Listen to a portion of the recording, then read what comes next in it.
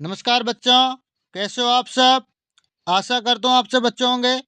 आज मैं आपके लिए लेकर आया हूँ अर्धवार्षिक परीक्षा कक्षा 7 विषय विज्ञान का मॉडल पेपर, जो आपकी आने वाली अर्धवार्षिक परीक्षा के लिए मोस्ट इम्पोर्टेंट पर्सन रहेंगे।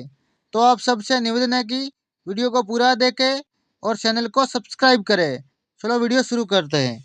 निम्नलिखित प्रश्नों के उत्तर कोष्टक में लिखिए, यानी आगे जो प्रश्न दिए गए हैं उनके उत्तर हमें कोष्टक में देने हैं।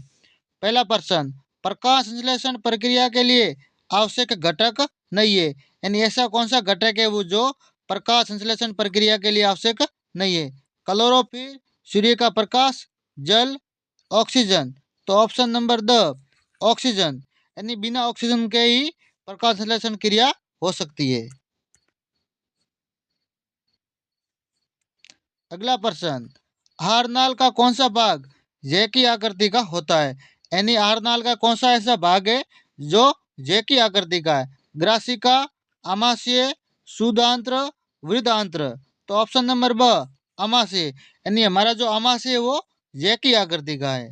अगला प्रश्न, किसी तापक या हीटर से हमें किस प्रक्रम द्वारा ऊष्मा प्राप्त होती है, यानी किसी तापक या हीटर से हमें किस प्रक्रम द्वारा ऊष्मा प्राप्त होती है। संवहन, विकिरण, चालन या सभी से।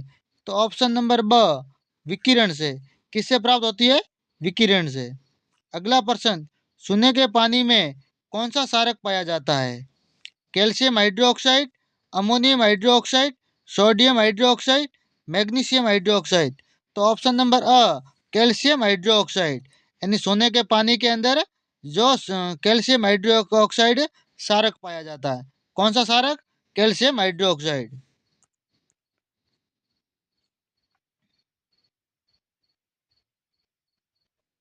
अगला प्रश्न, क्रिस्टलीकरण की प्रक्रिया है रासायनिक परिवर्तन, भौतिक परिवर्तन, रासायनिक व भौतिक परिवर्तन दोनों, या कोई भी परिवर्तन नहीं।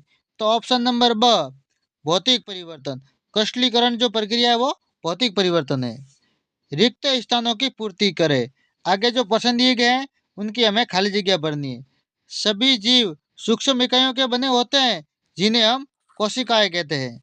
मानव शरीर का प्रमुख उत्सर्जित उत्पाद यूरिया है। ऐसे पुष्पों को जिनमें केवल नर तथा मादा जनन अंग होता है एक लिंगी पुष्प कहते हैं।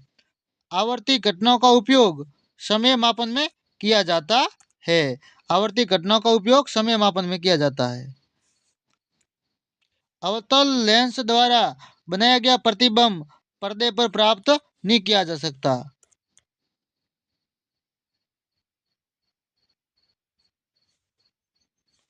निम्न कथनों में से सत्य और असत्य कथनों का चयन कीजिए। आगे जो प्रश्न दिए गए उसमें हमें सत्य और असत्य बताने हैं।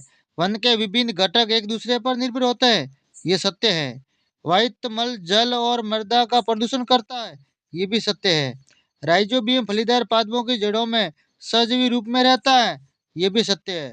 मंड का पाषण आमाशय से प्रारंभ होता है, असत्य है। सर्दियों में सूती वस्त्र हमें गर्म रखते हैं, ये भी असत्य है। निम्न प्रश्न के उत्तर लिखिए। आगे जो प्रश्न दिए गए उसे हमें उत्तर लिखने हैं। हमारे शरीर की प्रत्येक कोशिका में पाए जाने वाले अम्ल डीएनए का पूरा नाम बताना है। हमने डीएनए का पूरा नाम, डीएनए का पूरा नाम deoxy ribo nucleic acid. DNA का पूरा नाम क्या है? डिऑक्सी राइबो न्यूक्लिक अम्ल। अगला प्रश्न, सेकंड का 10 लाखवां भाग क्या कहलाता है? Micro second. क्या कहलाता है? Micro second. भौतिक परिवर्तन किसे कहते हैं?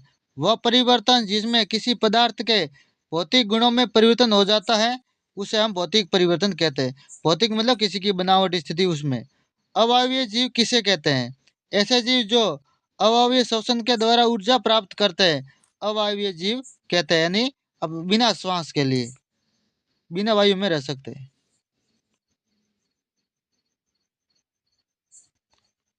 परागकण किसे कहते हैं? परागकणों का पराग कोश से पुष्प के वर्तिकाग्र पर स्थानांतरण परागकण कहलाता है। रक्त के घटकों के नाम, प्लेज्मा लाल रक्त कोशिका आरबीसी, श्वेत रक्त कोशिका डब्ल्यूबीसी, पट्टिकाणु प्लेलेस्ट रक्त के प्रमुख घटक है।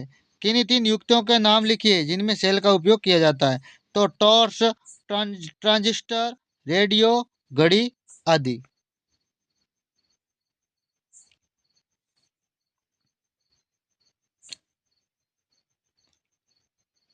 अगला प्रश्न, इंद्रधनुष का निर्माण कब होता है? इसे हम कैसे देख सकते हैं? इंद्रधनुष का प्राय वर्षा के पश्चात दिखाई देता है, जब सूर्य आकाश में क्षितिज के पास होता है। हम इंद्रधनुष को तभी देख सकते हैं जब हमारी पीठ सूर्य की ओर हो। अगला प्रश्न, वन तंत्र किन घटकों से मिलकर बनता है? वन तंत्र विभिन्न पादपों, जंतुओं और सूक्ष्म जीवों से मिलकर बनता है। अगला प्रश्न, स्वच्छ जल में प्रमुख उपयोग बताइए। स्वच्छ जल का प्रमुख उपयोग, स्वच्छ जल पेयजल, सिंचाई, सफाई, भोजन निर्माण आदि के प्रमुख रूपों में किया जाता है। 11वां, 12वां, 13वां, 14वां और 15वां, ये मोस्ट इंपोर्टेंट प्रश्न है, ये आपको याद कर लेना है। ये निम्नात्मक प्रश्न है, 100% परीक्षा में आएगा। परजीवी तथा एवं मृत मृत परजीवी एवं मृतजीवी में अंतर स्पष्ट कीजिए। अमाशय पर एक टिप्पणी, संक्षिप्त टिप्पणी लिखिए। मानव श्वसन तंत्र का नामांकित चित्र बनाइए। हृदय के संरचना का नामांकित चित्र बनाते हुए वर्णन करना। बीजों के प्रकीर्णन की विभिन्न विधियों का वर्णन कीजिए।